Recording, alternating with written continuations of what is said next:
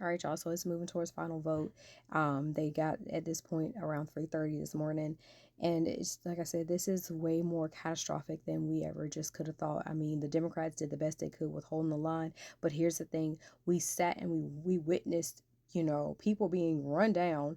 Literally, because my last video talked about Fitzpatrick making his head small and getting the fuck up out of there after he did his vote, but he was the only one. Like, if you know that they're gonna come for you and quote unquote threaten you, then why are you still sticking around? Why have you not hired security? Like, why are we having to tell y'all how to, get your exit strategy? But why is this also a thing?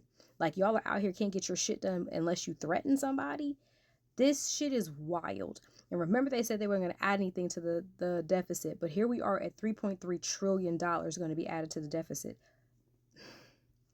And remember the last time he was in office, how much was added and how much we're, struggling with that now.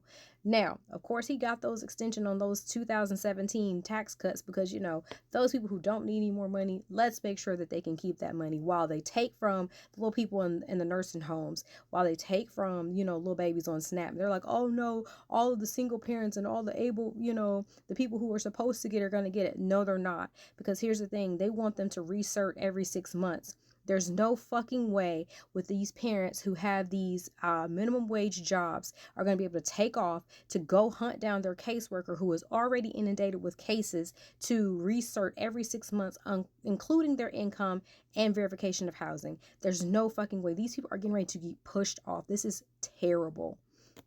Now, of course, they're saying childless adults without disabilities, 80 hours of work and whatnot. Where? Because y'all cutting all the fucking jobs. And like I said, this is just going with all the steep Medicaid cuts, which were at what, 625 billion the last time I checked. It's probably different at this point. Of course, able-bodied adults with children 15 and over have to either work or volunteer at least 80 hours a month. And that's funny because y'all cut the shit for the nonprofit. So where the fuck are they going to volunteer at? Where are they going to volunteer at? Again, this is going to push more people off because they're not going to have anywhere to volunteer. Where are they going to volunteer to do these hours? And then how are they going to get all this shit turned in? Because transportation and all the things. Because have you ever tried to hunt down your caseworker who again is inundated with stuff and y'all not giving them people more money to hire more people or give those folks a raise? Please explain. Now, we're looking at about 12 million people that are going to lose their health care. What are we supposed to do with that? Just let them die in the streets? Because where we're going to put them? Again, me, mom, people, I hope you got a corner for them to go because these nursing homes are about to start shuttering. Where they going? CNAs, nurses, all these people are going to be without jobs. How are we supposed to support all of these people and helping them, be able to support themselves? Adding more work requirements to able-bodied enrollees that don't have dependents. And see, here's the thing. Their definition of able-bodied and our definition of able-bodied, two totally different things, because again, they don't understand how this Medicaid works. They don't understand that there's people who are on Medicaid that do have jobs. But of course, you're giving corporations like Walmart, tax breaks because they donated some fucking money and they don't have to pay their workers benefits, which could significantly help people who are on Medicaid not be on Medicaid because you are doing what you're supposed to do and give these people a fair wage. Make this shit make sense. Now, you're also looking at tax on tips. Y'all, that's only up to a certain amount that they're going to let this happen.